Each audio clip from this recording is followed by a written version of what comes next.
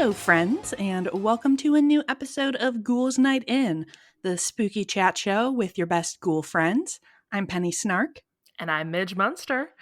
And Penny, I just want to say, Gruss vom Krampus to you. Greetings from Krampus. Oh, Dankeschön. I don't know if they do it in German too, but there you go. Well, it is the holiday season, and we, of course, cannot be a spooky chat show at holiday season and not talk about our boy, Krampus. Yes, our big furry boy. Our big furry boy. Oh gosh, you're gonna have to edit out 10 minutes of me laughing at that. Okay. So this is actually very exciting because Krampusnacht, like the actual holiday of Krampusnacht, is tomorrow, December 5th. Oh, it is. Yeah, so at the time that we're recording this, it is the night before Krampusnacht. Oh man. And all through the house, everyone's getting ready for the big furry boy. I hope I've been good. We both know we haven't been, especially No. not after the episode we just recorded. Nope. So let's get into this. If you, I feel like most of our audience is probably somewhat familiar with Krampus at this point. He's definitely become more popularized in America over the last 10 years. But Krampus is he has Austrian and Bavarian roots in folklore. He's actually a pagan character. He's a part of the winter solstice in the pagan traditions. But he was later kind of adopted into the, Austrian Christianity, like the Christian timeline of being the counterpart to Saint Nicholas. Mm-hmm. And that is how most of us know him at this point, as kind of Spanta. Not Spanta. Santa's spooky twin brother. And he is the kind of, well, he's literally, he's a half goat, half man type, demon type boy who comes on Krampusnacht, which is, again, December 5, to collect up the bad children in his satchel. And then he takes them away to, depending on which story you consult, to beat them or drown them, or in my favorite iterations, eat them and drag them to hell. All right. Well, there you go. I love Eastern Europe. I love that, Austrian kids are getting dragged to hell and we get a lump of coal. I love that for us. Right. I know. I know you said that Krampus is pretty well known, but not to call her out, but I was talking about Krampus at Thanksgiving and my mom had not heard of him. So I feel like he's well known among us weirdos, but maybe he hasn't reached full cultural penetration just yet. But I was like, yeah, he's like Santa, but he beats you and takes you away in his sack. It's like Santa, but a demon. Right? Fun. But mean. Maybe we need Krampus billboards at Christmas if the word needs to be spread. Oh, yeah. Don't forget about Krampus, the reason for the season. The reason for the season. Oh, so Krampus, he's still, he had popularity in other countries and cultures this whole time. Still to this day, there are festivals in Austria and many places in the Eastern Europe region where they do Krampusnacht festivals. And specifically, a tradition that I would love to see in person someday is the Krampuslauf, the Krampus Run, where used to be men back in the day, all men, but now it's men, women, children, theys, thems, everyone who is interested in dressing up as a goat man. Anyone can be a Krampus. Anyone can. Equality now. Krampus is not bound by the gender binary whatsoever. And yeah, people will dress up as Krampus and run through the streets, terrifying children. Nice. I want to know why America doesn't have, because this is, I mean, very popular in other cultures. I mean, There's Belschnickel, there's like mhm. the Iceland has a Christmas witch. Like this is a very popular thing in other cultures. It is. Well, so you need to come up to Milwaukee for Christmas sometime, Midge. Hopefully it'll come back, obviously, paused pre-COVID, but we did Sure. have a Krampus Fest Do you truly? up here, and it also involved a Krampus parade where all of the Yep. people dressed as Krampus would promenade, and they had like an alt Christmas market as part of like the whole Krampus festivities. So I I feel love like Milwaukee. right. Well, we are very Bavarian. It was held at the Bavarian Beer Hall here, Oh, well, there you so go. you had Yeah. the full European experience. And actually, one of my old coworkers was very dedicated to it, and she had like a full body Krampus outfit. Suit. Oh my Yep, and God. she wore it to one of our work holiday parties one Oh year, my and God. it was incredible. And I think she made like wee Krampus outfits for her sons too. And like the first year, he was like too afraid to be Krampus, but then as he got older, he got into it. Oh my gosh. Yeah, this is slightly off topic, but I got to we if you have listened to the pod for a while, we filmed the first Mm, 4 episodes, or well, episodes like 3 through 7 or whatever, yeah, in Milwaukee. I went and visited Penny up there, and Milwaukee's nuts and I love it. I this I is knew great. that there were I've heard that like California, some areas of California have Krampus Festival, which, they get all the good stuff. They have They all the like do. Halloween markets and the cons and everything. So that didn't surprise me, but I guess it makes sense. Like you said, I mean, Milwaukee has very like Austrian, Bavarian, German rich culture, so that makes Yeah, and sense. it hasn't been like we didn't have it when I was a kid. It's definitely like it's as part of kind of the Krampus revival. uh well, let's talk about this, about how Krampus came to America, shall we? Yes. So first of all, obviously he starts as folklore. It's more of a story, a fable. He comes, he scoops you up, puts you in his pack. Hmm. Come like the 1800s, there are lots of, I'm sure some of you have seen these, greeting cards with Krampus, featuring Krampus, that became really popularized in the early 1800s. I love that there were weird people like us at this point that were like, you know what is missing from the holiday card industry? Right. Satan. I know. I feel like we could have a whole discussion about this, but I remember I was reading, I think it was like a Twitter thread or something last year where they were like Christmas cards were pretty new and like there was not an established like language of like, oh, you put a wreath or a reindeer or Santa on it. And so there are so many old time holiday cards that are Like, just like, I don't know, goat dead man? bird. Yeah. Sure. Yeah, if y'all have not watched, Rachel Maxey had a video where she like went Ah, through yes. old Victorian cards. And literally some of them are just like, it's like a dead bird laying on its back. It's like, have a happy holiday season. Like, Merry Christmas. like, okay. But so Austrian greeting cards start using him pretty commercially, I guess would be Hmm. the best word for it. And that's when the Krampus as we know him now really started to gain popularity in in Western culture. Hmm. Um, we don't see Krampus over here until much later, but really, well, there's kind of two Krampus awakenings. One is in the mid-century, and this is where we start seeing Krampus portrayed as a woman quite frequently. And I am obsessed with Lady Yes. Krampus. Lady Krampus. She's always depicted as kind of this, which of course, now isn't a big deal, but at the time, this is like sexual politics.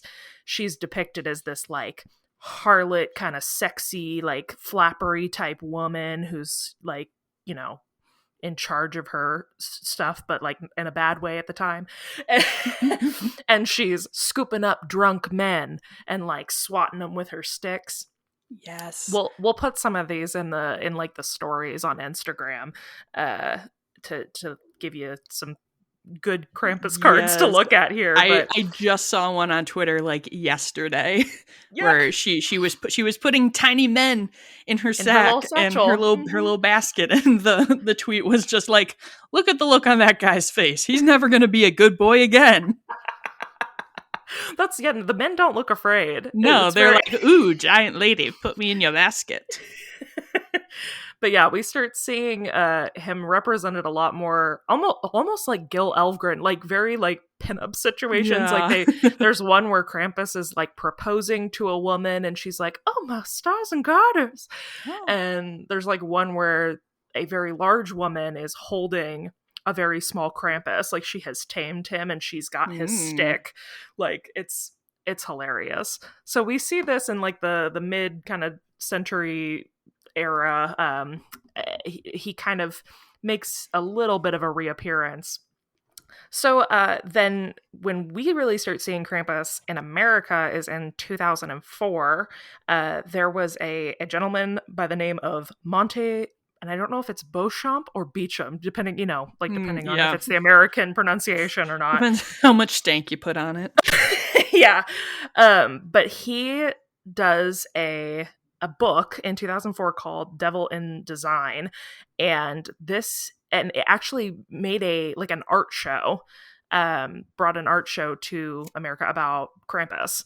Ooh. And so that is when really the popularization here started happening, when people became aware, and when we start seeing, Krampus festivals popping up, things like that. So, and then of course, our big thing that kind of, I feel like in our generation, was 2015, the Krampus film with yes. Adam Scott, and I think Toni Collette is the Ooh. the woman in that. I've actually not seen that film. I really want to, but it's like a horror comedy. I remember when it came out because I would have been in early college. But that, I feel like, is when we really start seeing like Krampus merch, Yeah. Mm-hmm. I mean, Spirit released a Krampus animatronic, like we're seeing Krampus Christmas sweaters, and things you can purchase that are Krampus rooting. Yes, I know you, I'm sure, also love the little Emmett Sprout cute Krampus. Yes, He's so little and mean. he's so cute. Yeah, if y'all don't know Em and Sprout, I would definitely check her out if you're looking for some Krampus gear for Christmas. She's got Krampus Christmas sweaters, Krampus like long john jammies, all kinds of really, really cute stuff. But yeah, so that's kind of how we got to where we are now. And as Penny mentioned, like we're still, I think if you're not a weirdo, maybe people still aren't quite as aware of Krampus, but I love, I'm fascinated by it. I really am. I'm fascinated by, and I know that I did a Lady Krampus. Yeah, I last actually Christmas. I did a Lady Krampus inspired by your Lady Krampus. Oh, that's right. Yes. Yeah. Yeah. If you need some Glampus inspiration, Yes. actually, this is not. This is kind of off topic, but the artist Grizzly Workshop, who is a very, very, very talented sculptor. Like if you like claymation and like Jim McKenzie type art, she does similar art to this. Like it's very Burton looking, which I love. Anyway, she does these little like spooky ladies that pop out of like they kind of come out of like a tree. And she is making one based off of my Lady Krampus that looks like me. Oh, that's so cool.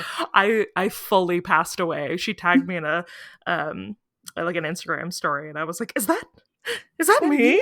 Is that my voice? Am I the Krampus? Literally. But yeah, I think like I've always, just like I said, I'm reiterating, but been so fascinated by this duplicity of having a real like Punisher, Yeah. like in contrast with Saint Nicholas. I don't know. I mean, I think I think it's healthy for kids to have a good little scare. A little bit of a scare. So this is, related but kind of more actual holiday. Did you do St. Nick's Day growing up? No, I did not. Okay. And I know, but it is that the day after Krampusnacht, December 6th, I think, correct? Well, yeah, because it's when you like wait. So he brings you stuff overnight on the 5th, and then you Mm-hmm. like wake up on the 6th. Yeah, so it is a very German thing, and my family did do Saint Nick's Day Is when I this the was. one where you leave your shoes out? Yes, we didn't do it that way. I mean, in the traditional sense, you would leave out your shoes, and he would leave you like an orange and some Yes. candy.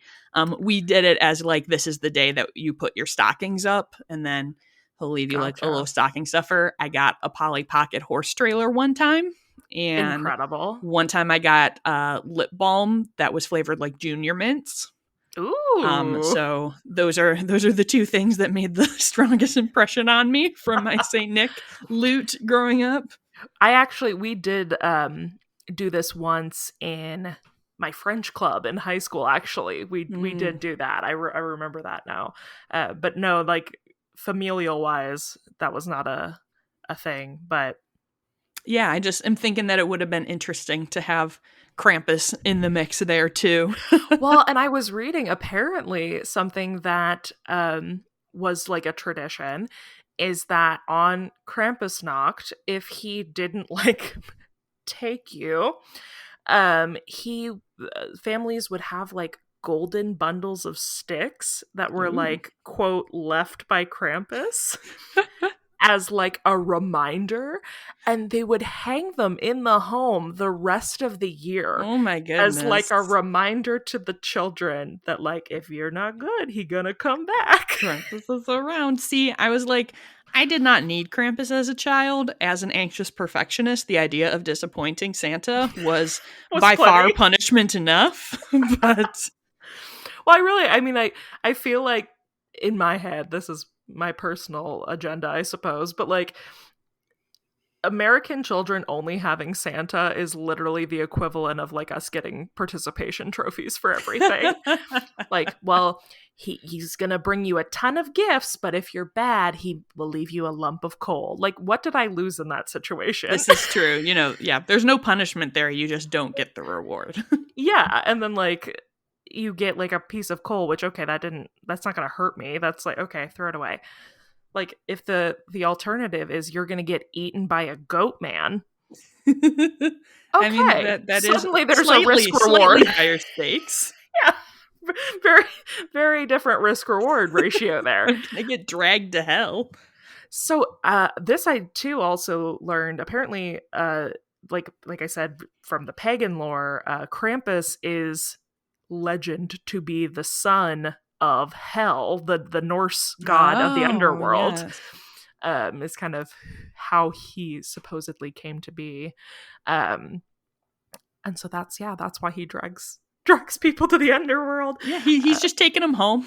Yeah, he just He's said, like, I'm taking you home with me. he said, "Ooh, new pet." He is also often depicted with one hoof and one human foot, and no one Ew. knows why. There's No, I no don't like like that. I don't either, and I never noticed it.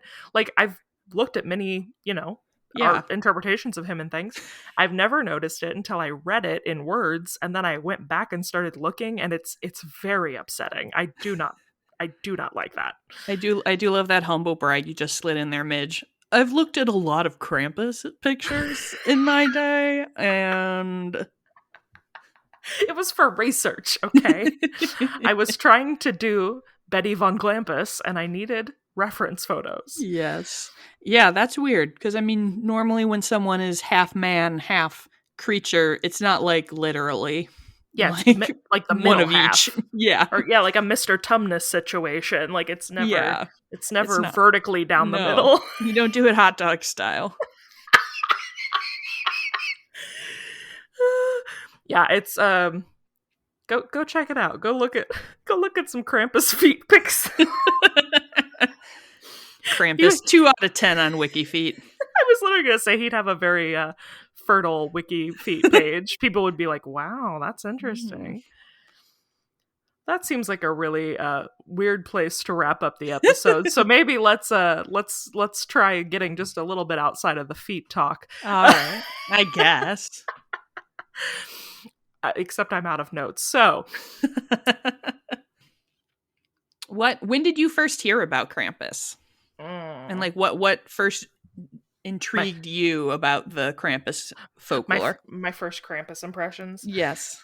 I think it was in high school. I was the president of my French club. Ooh. But I loved my French teacher. She was very like adamant about us not just learning the language, but learning like history and culture. And we talked a lot about the different iterations of Christmas in not just France, but like Europe in general. And we talked about, Belschnickel and Krampus. So like that was the first time I had heard about it. And I definitely remember that like sticking with me for a second, being like, what? A goat? Like yeah. The who? What? But I didn't think like too much about it at the time until, I want to say probably like 5 years ago was when I really, I don't want to use the word obsession. You're a Krampus enthusiast. I am. I really, because I'm sure you remember there was a time where the Krampus parade like videos were really getting around on Facebook and stuff, and that was definitely, I think it's kind of like what we talked about with the Nightmare episode. Like it was that place where Christmas met Halloween, and that was very exciting to me. It's like, oh, this is deeply Christmas. Well, it's actually deeply Yule. It's not Christmas at all. It's pagan, but it's deeply like woven into the Christmas fabric, but it's horrifying, and I love that. Yes. What about you? Do you remember when you heard of him? Oh, I feel like I probably heard about him in like I took German classes and things, and so I feel, and am just kind of generally, I feel like I've said German 100 times this episode. Yeah, you just need like a you're the poster child of being from Milwaukee. Oh, right. But yeah, did I mention I went to Krampus Fest and also I took German classes and I'm also made of beer? It's true. But yeah, so like just general, I think from like, general German cultural stuff, I had heard of him. And I'm one of those people who will always read the like 15 weird Christmas stories from around the world kind of thing when I'm in like that festive mood. And so, that's where I was introduced to Krampus and a lot of other creatures that you may hear about on a future episode of Ghouls Night In. Yeah, so I was gonna say Penny's got some excitement for some other Christmas creatures, and we'll get into that. Yeah. We'll have a Christmas creature feature coming up. That's a great episode name. Great job. Yeah. Keep an eye out in your podcast. Podcatcher of choice. Podcatcher of choice. That'll be showing up. But yeah, I think, it definitely has been within like the last couple of years that like I was aware of like Krampus events and, just seeing him a lot more in things. I remember I got a Krampus scarf for a friend of mine for Christmas and just like was surprised at the array of Krampus merchandising that you could get your hands on. Yeah. Yeah, definitely. Well, I'm glad that he is a part of our culture now, slowly but surely. I hope that if you had not heard of Krampus before this episode, that you will go do an absolute terrible deep dive in your Google search history and just find the weirdest, wonderfulest things. Let us know. Follow us on Instagram over at Ghouls Night In Pod, and let us know your own personal experience with Krampus. If we have anyone in our audience who has participated in a like Krampus parade and has like dressed up as Krampus, please send us photos. I want to know everything. Yes, it is my dream. Is welcome. Yes, it is my dream to participate in a Krampus parade. I think that would just be the absolute best. And of course, be sure to give us a review, rate us on your podcatcher of choice. We really appreciate it, and we appreciate y'all listening. Thanks so much for tuning in today. And if you're looking for me, you can find me at Midge Munster. And if you're looking for me, you can find me at Penny Snark. We will talk to you next time, and until then, goodbye.